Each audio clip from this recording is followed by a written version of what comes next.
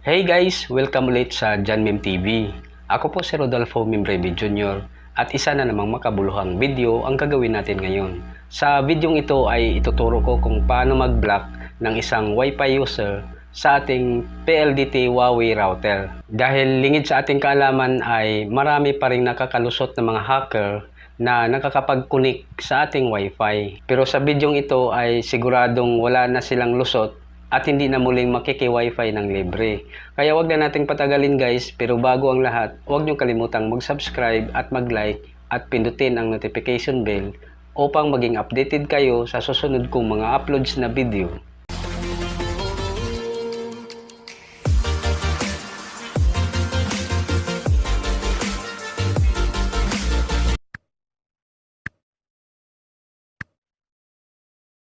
Ang unang gagawin natin ay mag-open ng internet browser.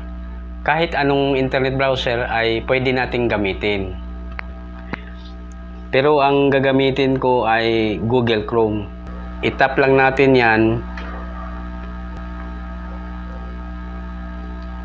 Then dito sa address bar, i-type natin yung IP address ng router.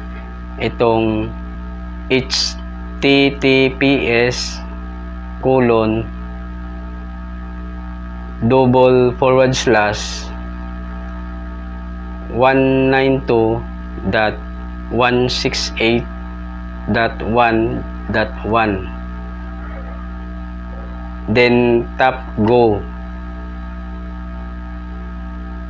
Ayan. Then itap lang natin itong advance. Then itap natin proceed. So ito na yung kanyang login page. Dito sa account, i-type natin yung ating username. Halimbawa sa akin ay admin. Then sa password naman, i-type natin kung ano man yung ating password. At kung nagpalit na kayo ng password dati, ay hindi na pwedeng gamitin yung password na 1234. Ang gamitin nyo ngayon ay yung inyong sariling password. So, itatype ko na dito yung aking password. JohnMeme_TV at 2023. Then tap login. So ayan guys, ito na yung dashboard ng ating PLDT Huawei router. At makikita nyo dito yung kanyang iba't ibang mga settings. Ngayon, para malaman natin kung sino-sino yung mga nakakunik sa ating Wi-Fi, ay pumunta lang tayo dito sa Users Device Information. I-tap lang natin yan. At dito sa User Device Information, makikita natin kung sino yung mga nakakunik sa ating Wi-Fi. At kung meron tayong makikita dyan na isang device na hindi naman natin pag-aari, ibig sabihin yan ay merong ibang nakakunik sa ating Wi-Fi. At yan ay ibablock natin ngayon upang hindi na siya muling makakunik ng libre. Siyempre, wala nang libre ngayon at yan ay binabayaran natin. So, para ma-block natin yung isang device, halimbawa, i-block natin itong wireless desktop. Ang gagawin lang natin ay i-copy yung kanyang MAC address. Ayan. Then, pag na-copy na natin yan, ay pumunta naman tayo dito sa security.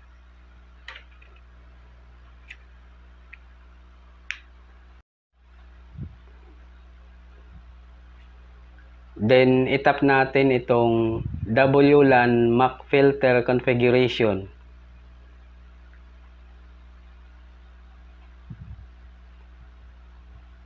Then, i-check natin itong enable WLAN MAC filter.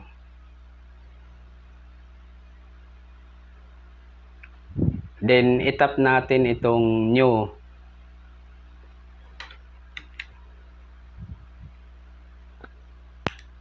Then dito sa source MAC address, ilagay natin dito yung MAC address ng isang device na kinopy natin kanina. Ayan. Then pagkatapos, itap natin itong apply.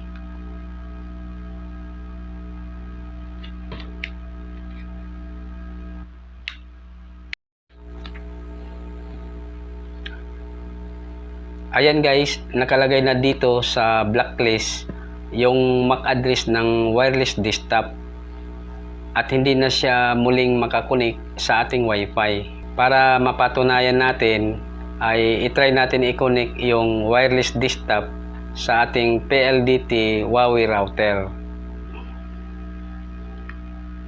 I-click lang natin itong PLDT Huawei.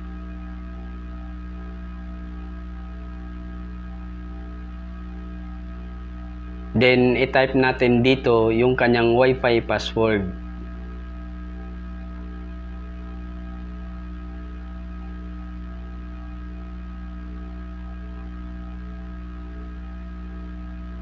Then, click next.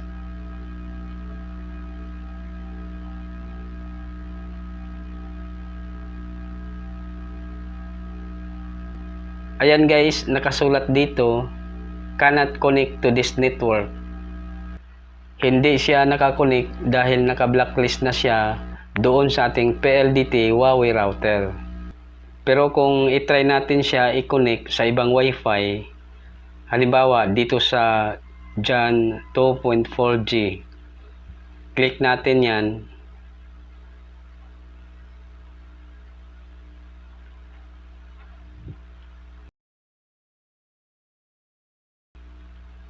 So, ayan guys, nakapag-connect siya dito sa Wi-Fi na Jan 2.4G dahil hindi naman siya naka-blacklist dito.